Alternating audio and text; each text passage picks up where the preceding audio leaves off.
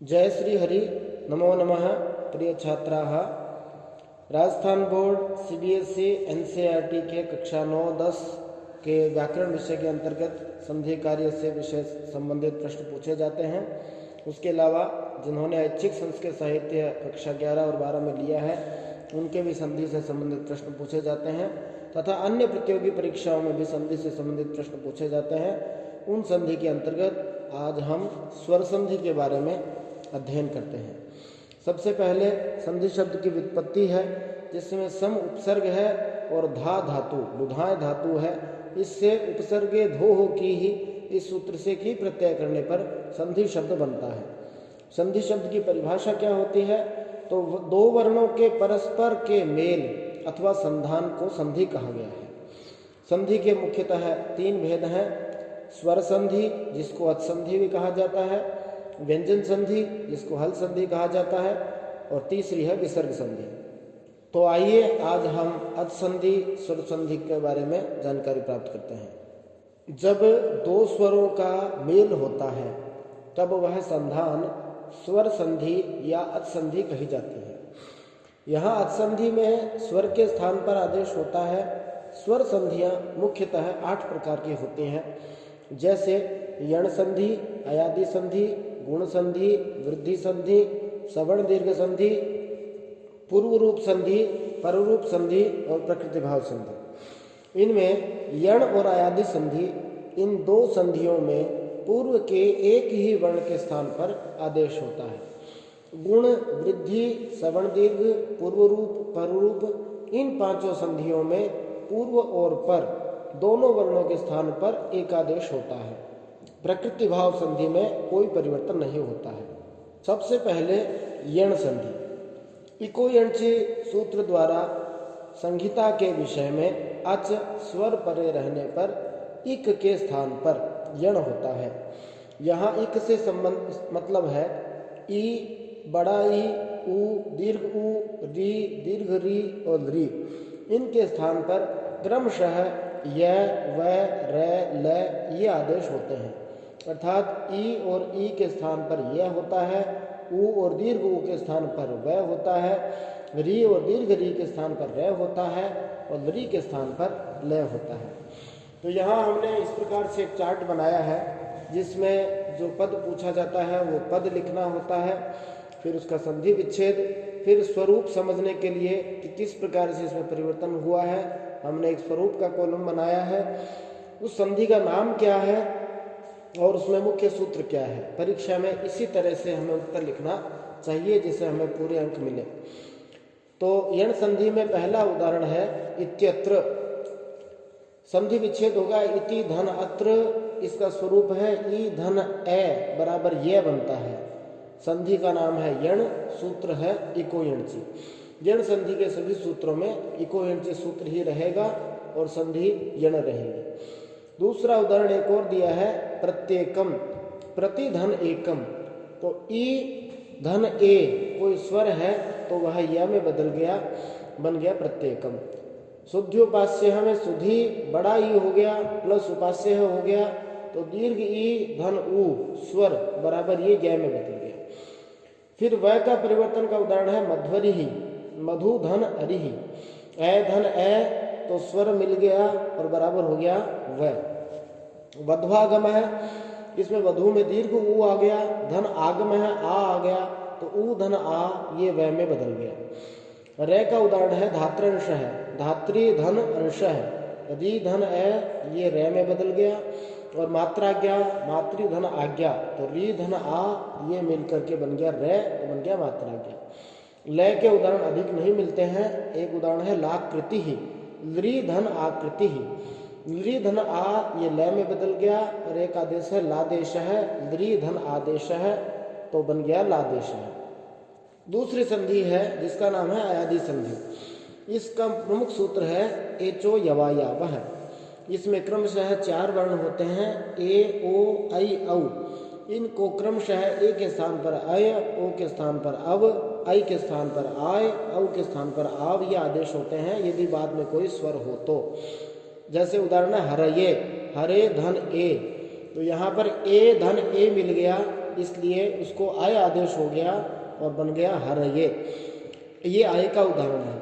अव का उदाहरण है विष्णवे, विष्णु धन ए है, तो यहाँ ओ धन ए ऐसा स्वरूप होगा और अव इसको आदेश हो जाएगा, ए मिलकर के विष्णवे बन जाएगा। आय का उदाहरण है नायक है, नई धन अक है, तो आई धन ए मिल गया तो आय में बदल गया और अकार इसके बाद में जोड़ दिया तो बन गया नायक है।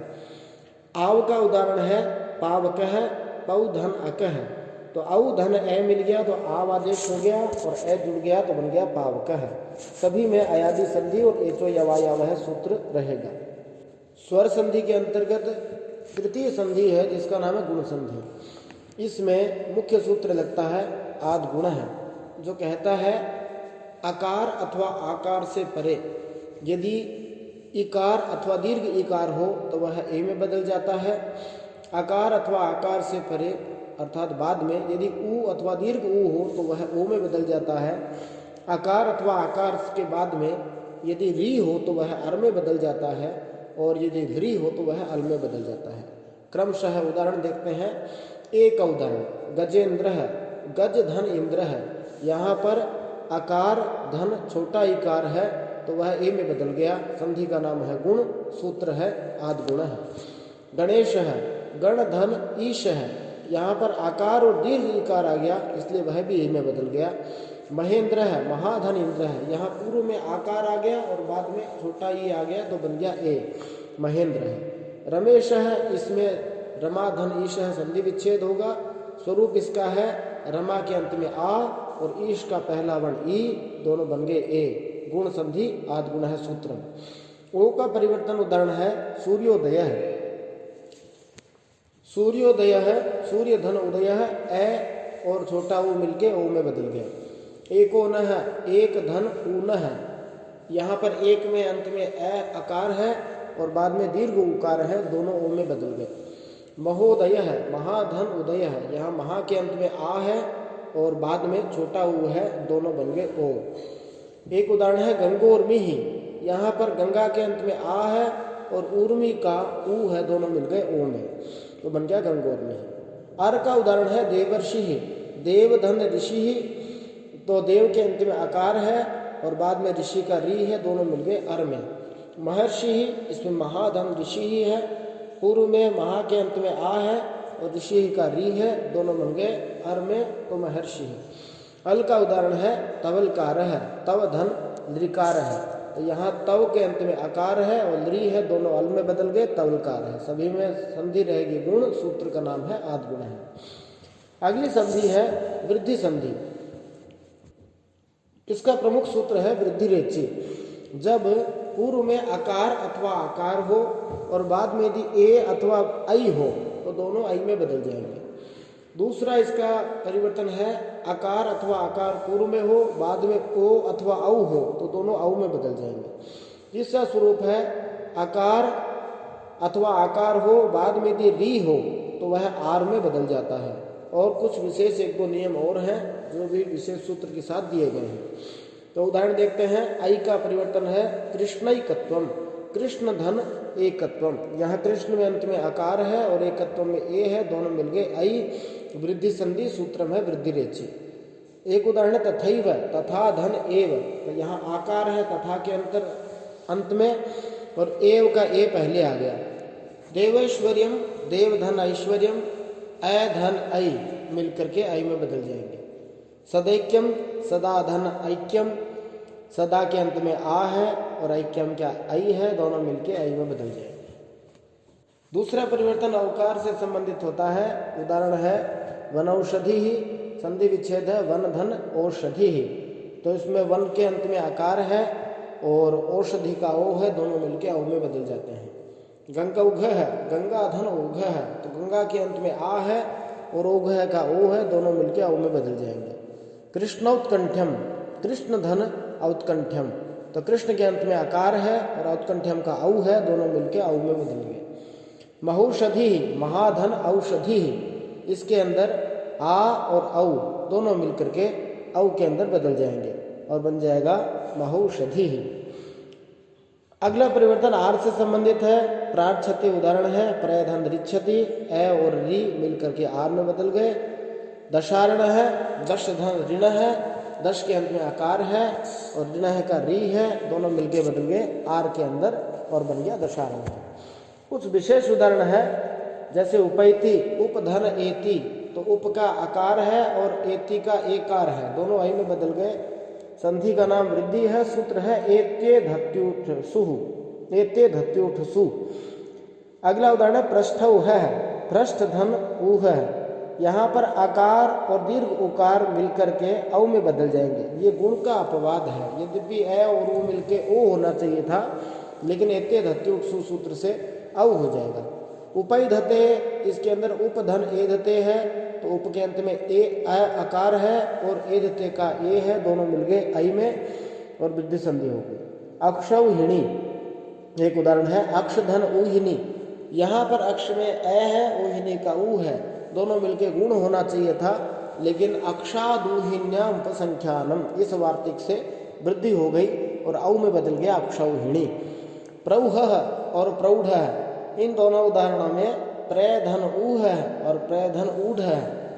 यहाँ पर प्रय के अंत में आकार है और ऊह है को ऊ, दोनों मिलके ओ होना चाहिए था गुण, लेकिन प्रादु हो ढोढ्ये सहिष्ये शु, ये वार्तिक है, ये इसका अपवाद करके वृद्धि करता है और औ का आदेश करता है, तो प्रौह प्रौढ़ बनता है।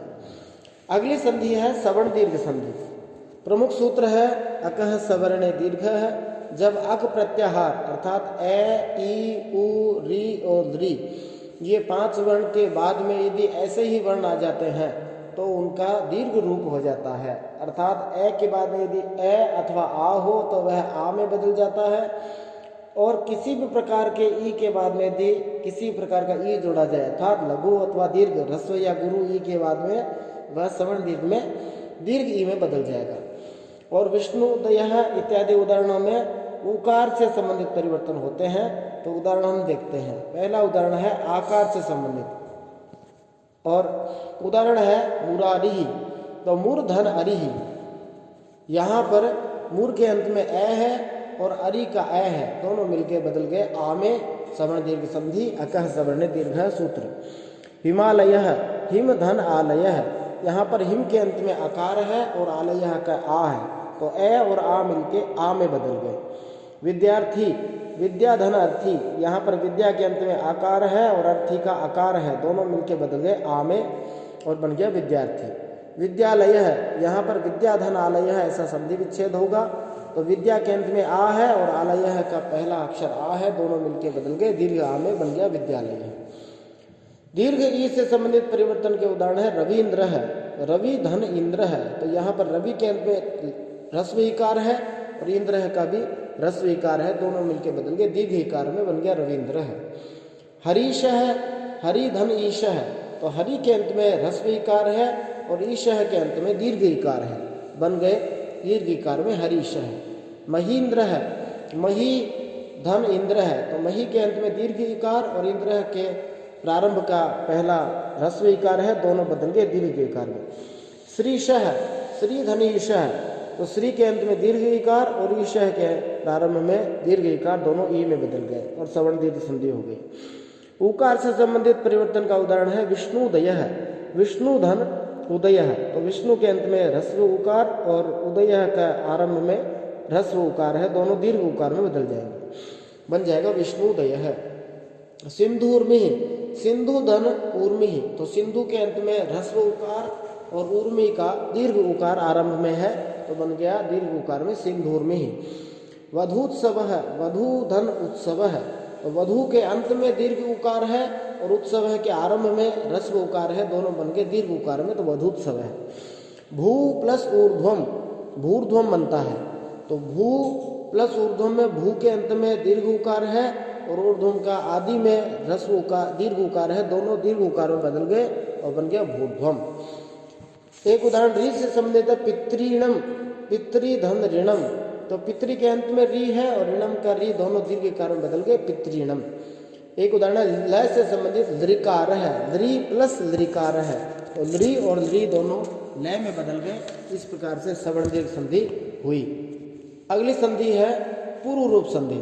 प्रमुख सूत्र है एंगः पदान्तादति, जब किसी पद के अंत में ए अथवा ओ हो और बाद में यदि आकार आता हो केवल ए, तो वह एस जैसे चिन्ह में बदल जाता है, जिसको अवग्रह कहा जाता है। इसका उच्चारण जो है हल्के आकार की तरह किया जाता है। जैसे उदाहरण है हरे व, तो हरे धन अव, ये इसका संधि विच्छेद होगा। जब संधि विच्छेद करना हो तब एस जैसे चिन्ह को आकार में बदल देते हैं, जिसको अवग्रह कहते हैं, और जब संधि करनी हो तब आकार को एस या पूर्व अवग्रह के अंदर बदल देते हैं। हरे धन अव में हरे के अंत में ए है और अव का आकार है, दोनों मिलकर के ए के अंदर ये बदल गए, तो ये जो आकार है ये पूर्व के रूप के अंदर मिल गया, इसलिए इसको पूर्व रूप संधि कहते हैं। तो जब संधि युक्त पद दिखता है उसमें ये एस जैसा चिन्ह दिखाई देता है। एक उदाहरण है विष्णु व, तो विष्णु धन अव, तो यहाँ विष्णु के अंत में ओकार है और अव का आकार है, दोनों मिलकर ओ में बदल गए और बन गया विष्णु व। अगला सूत्र है, अगली संधि है पररूप संधि, जो संधि के अंतर्गत आती है। पररूप संधि किसे कहते हैं? जब अकारांत उपसर्ग के बाद में अगले पद में ए अथवा ओ होता है तो वह आकार अगले वर्ण के अंदर मिल जाता है, इसलिए इसको पररूप संधि कहते हैं। पूर्व रूप संधि के अंदर पूर्व के रूप में मिल जाता है और पर रूप संधि में पर माने बाद वाले वर्ण के अंदर मिल जाता है। उदाहरण देखते हैं, जैसे प्रेजते, तो यहाँ प्रे धन एजते हैं, तो प्रे जो है एक उपसर्ग है और अकारांत है और बाद में ए है, दोनों ए में बदल गए, इसलिए यहाँ पररूप संधि और एंगी पररूपम सूत्र लगेगा। उपोषति उप धन ओषति, यहाँ उप एक उपसर्ग है जो अकारांत है, बाद में ओषति का ओ है, दोनों ओ में बदल गए और बन गया उपोषति पररूप संधि। एक दो उदाहरण और है, शकंधुः, शक धन अंधुः, तो यहाँ पर ए और ए मिल करके आकार में बदल गए, शकंध्वादिषु पररूपम वाच्यम इस वार्तिक के कारण। ऐसे ही पतंजलि, पतत धन अंजलि, यहाँ पर पत के अंत में जो अत है जिसको टी भाग कहा जाता है, उसके बाद अंजलि का ए मिल करके आकार में ही बदल जाता है और बन जाता है पतंजलि। और इसी प्रकार मनीषा, मनस धन ईशा, यहाँ पर मनस में जो अस है जिसको टी भाग कहा जाता है, वह यदि ईकार के साथ मिल गया तो दीर्घ ईकार में परिवर्तित हो जाता है। इस प्रकार हमने स्वर संधि पढ़ी है। अगले वीडियो में हम व्यंजन संधि के भेदों को पढ़ेंगे। Like share and subscribe the channel. जय श्री हरि, धन्यवाद।